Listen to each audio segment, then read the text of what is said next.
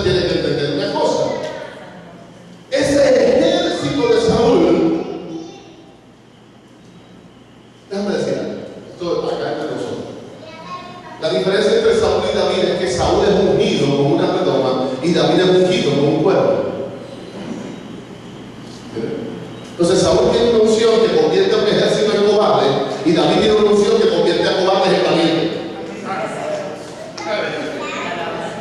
Porque la unción de Saúl fue puesta sobre una redoma, algo que había construido un hombre. Pero para David ser ungido, algo tuvo que morir, o alguien tuvo que morir, un animal tuvo que morir. Entonces, si hay sacrificio, la unción es mayor. Ese es otro mensaje, no lo voy a predicar después. ¿Entiende eso? Nótese que dice que corrió hacia la línea de batalla. Ahora, ¿cuál era la diferencia entre David y Saúl? Además de lo que acabo de decir, ¿cuál era la diferencia entre David y miles de soldados? La diferencia no estaba en su cuerpo, la diferencia estaba en su forma de pensar. Alguien ha dicho que esta generación no le tiene miedo a las consecuencias, y es verdad. Yo recuerdo que cuando yo chiquito, mi mamá me decía: si tú no haces las cosas como yo te digo, yo te voy a pegar o te voy a castigar o te voy a quitar esto, y eso era suficiente para mí como para impedirme hacer lo que yo quería hacer. No en esta generación. Esta generación tú le dices: si tú haces esto, yo te voy a castigar, te voy a quitar aquello, pero a ellos no les importa las consecuencias con tal de disfrutar la experiencia. ¿Es o no es? ¿Verdad que sí? Mira, ellos jóvenes dicen amén. Ellos mismos se incriminan, de no se quieren. Yo hubiera dicho no. Pero escucha bien, una generación que no le tiene miedo a las consecuencias puede ser un gran desafío para nosotros, pero no lo es para Dios. Porque exactamente lo que esta generación necesita es una generación que no le tenga miedo a las consecuencias. ¿Tú quieres conocer jóvenes que no le tienen miedo a las consecuencias? Ananías, Azarías y Misael. A esos tres jóvenes le dijeron: si ustedes no adoran a la estatua, ustedes serán vendidos al horno de fuego. Pero como hay gran parte de una generación que no le tenía miedo a las consecuencias, le dijeron: mira, Dios puede salvarnos, pero si Dios no nos salva, no nos importa. I don't care. Talk to the hand. A mí no me importa. Yo no voy a adorar la estatua. Amén. Entonces, ¿qué necesita una generación que no le tiene miedo a las consecuencias? Necesita convicciones. Entonces, la pregunta es: ¿por qué David corre a la batalla? ¿Cuál es la diferencia entre aquellos soldados y David? La diferencia estaba aquí. Los soldados de Saúl llevaban 40 días y 40 noches oyendo un mensaje de miedo. Santo. Gloria a Jesús. Nuestro gran problema es que nos metieron aquí en la mente que no podíamos hacerlo, que éramos demasiado débiles, que éramos demasiado pobres, que éramos demasiado inútiles, que no teníamos la capacidad. Eso era lo que le decía Goliat a aquella generación. Le decía: ustedes no pueden destruirme, ustedes no pueden acabar conmigo. Yo soy demasiado grande, demasiado poderoso, tengo demasiada experiencia, tengo demasiado poder, soy demasiado fuerte. Pero cuando David llega, David estaba ajeno al mensaje de Goliat. Santo. Aquella generación llevaba 40 días escuchando un mensaje, pero David no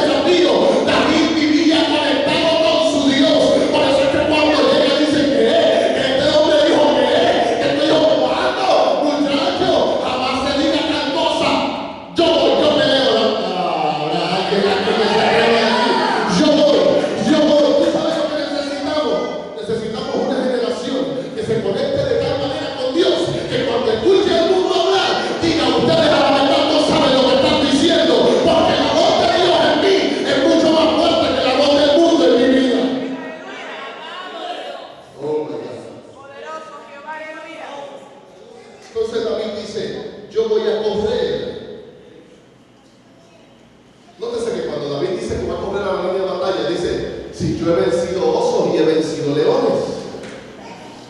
Y tú te preguntas, caramba, ¿por qué David dice eso? ¿Por qué David dice que él venció osos y venció leones? Bueno, la gran respuesta está en que David no miraba su crisis del pasado como algo que lo había destruido, sino como algo que lo había preparado. Santo. Entonces, si de verdad tú has sido escogido para derrotar al gigante que quiere destruir tu generación, tu training o tu basic training va a incluir una temporada de oso y una temporada de león.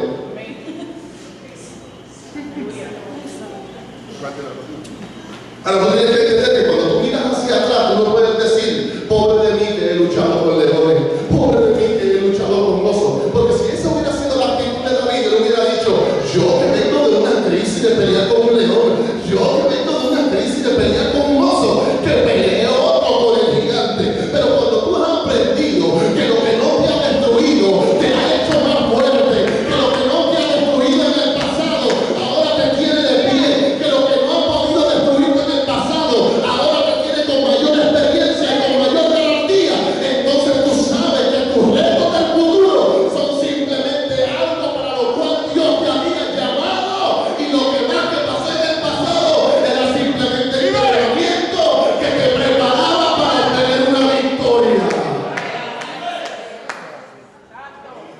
Oh, God. Thank you. Nosotros hablamos mucho de victoria,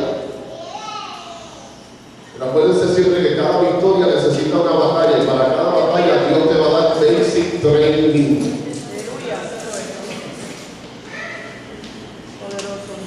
Entonces, mientras más duro es tu entrenamiento,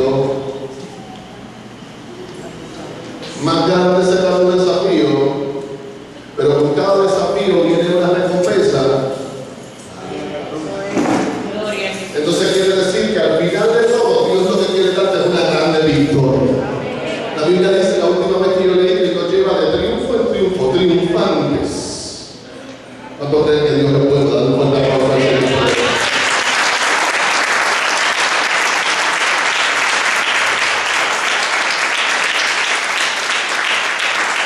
Ahora me gustaría que me acompañara a Primera de Reyes, capítulo 20. Y ahora sí, si el siervo del piano está todavía por ahí, que venga por aquí corriendo. Déjame decirlo de nuevo, si el siervo del piano está todavía por ahí, que venga por aquí corriendo. Eso. Primera de Reyes, capítulo 20, ¿lo tienen? Amén. Escucha bien lo que te voy a decir, porque voy a hablarle a esta juventud, que dice la Biblia aquí, dice la declaración, que ustedes son la generación del cumplimiento. Deja escuchar. Escucha bien. Primera de Reyes, capítulo 20, verso 13. Déjame narrarte lo que estaba sucediendo. Había una gran batalla. Había un ejército que estaba desafiando al pueblo de Israel. Dice que Ben-Hadad había comenzado una guerra contra Samaria. Cuando tú lees esa porción, en el verso 14, pero en el verso 13, dice la palabra que un profeta vino al rey Acab, rey de Israel. Lo dice ahí, ¿lo tiene, hermano? ¿Ve? Porque su Biblia no se lee, no lea lo que dice. Dice el verso 13, y aquí un profeta vino a Acab, rey de Israel, y le dijo, así ha dicho Jehová, ¿has visto esta gran multitud? He aquí yo te la entregaré hoy en tu mano para que conozcas que yo soy Jehová. ¿Alguna vez usted ha recibido una palabra profética de esa manera? ¿Lo ha recibido? Es importante que escuche bien. Antes de Dios hacer algo,